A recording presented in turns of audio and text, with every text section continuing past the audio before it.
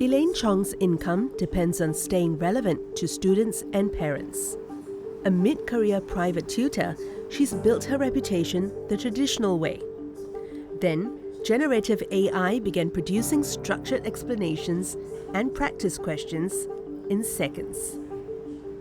I think that was actually a wake-up call for me. Okay, so I realized the risk wasn't AI replacing teachers, but teachers who didn't adapt quickly become less relevant. Across industries, AI fluency is increasingly becoming part of the baseline and not just a bonus skill. That's why this year's budget places AI at the center of Singapore's growth strategy. Our advantage does not lie in building the largest frontier models. It lies in deploying AI effectively, responsibly, and at speed. But to fully realize AI's potential, we must go beyond individual pilots and isolated experiments. We must organize at the national level and move with speed and scale. To do that, AI missions will be launched across these 4 key economic sectors. And a new National AI Council chaired by the Prime Minister will steer the strategy. But this isn't just about industry transformation. Beyond these specific sectors, every Singaporean can take the initiative to learn and pick up AI-related skills. We are open economy, and if we want to be leader in key growth sector, we really need to embrace AI. We have limited resources. We have very ambitious growth plan for ourselves, and we cannot be left behind. Elaine didn't wait to be left behind. She enrolled in a structured AI course, tapping into SkillsFuture funding available to mid-career workers. It wasn't instant. She says it took months of experimentation before she moved beyond basic prompting to building her own custom GPTs. Today, she uses AI to prepare lessons, help with marking, and analyze students' work. She estimates it's cut her administrative workload by 50%. But this wasn't about automation for speed. It protected my earning capacity by keeping my skills relevant. So more importantly, it allowed me to do higher value work instead of burning hours on repetitive tasks. This is something that I have built for my students. It's actually a GPT where they can upload a photo of their math question, and they will be guided step by step on how to solve it. So basically here it shows what the topic is, what the unknown is, and of course what the strategy and reason. And it's guided here, the steps, what is steps 1, what do the kids need to do, step 2, and of course some common mistakes that the kids might fall into, and of course finally the answers itself.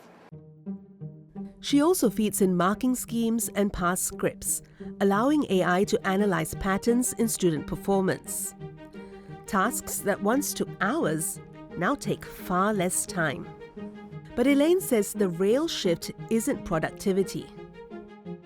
So ultimately, I think the goal is not for faster outputs, but mainly for better thinking, better decisions, and also perhaps better outcomes in that sense.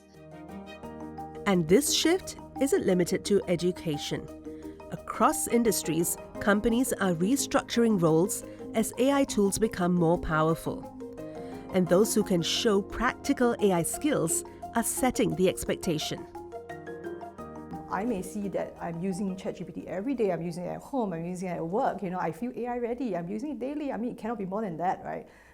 But I think a lot of it is still very ad hoc use, very casual use. For employers, I think being AI ready is really a whole organization effort. I think they are really looking at how it's being tied to business outcomes.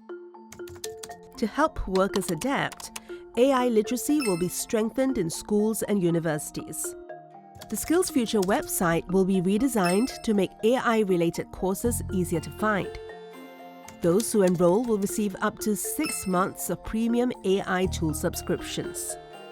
Premium versions typically include access to more advanced models capable of faster and more complex reasoning, as well as priority access during peak usage. But incentives only matter if they are used. The government is not asking us to just take a course for the sake of having a course. And more importantly is that once you attend these AI course, how are you going to apply in your job? So when you have this free subscription, you have no excuse that you have no access to the tool for you to practice. And the more you practice, the fear will start to go away and you can use it for your work. So what does this mean for you? First, be an early adopter and start before disruption forces you to. Second, focus on practical skills, not just certificates. But I think it's the attitude, right, that you're just keeping up with the new developments.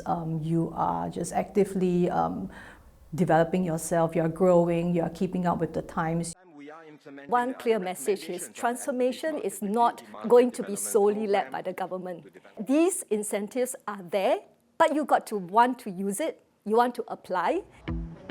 Elaine says she'll take up more courses to deepen her AI skills. She no longer sees AI as a threat, but as career insurance against stagnation or even redundancy. I would say AI should serve as a tool, okay? And those who learn to use it well will move ahead with times. And those who fear or avoid it will struggle and eventually be replaced by people who know how to use it in their scope of work.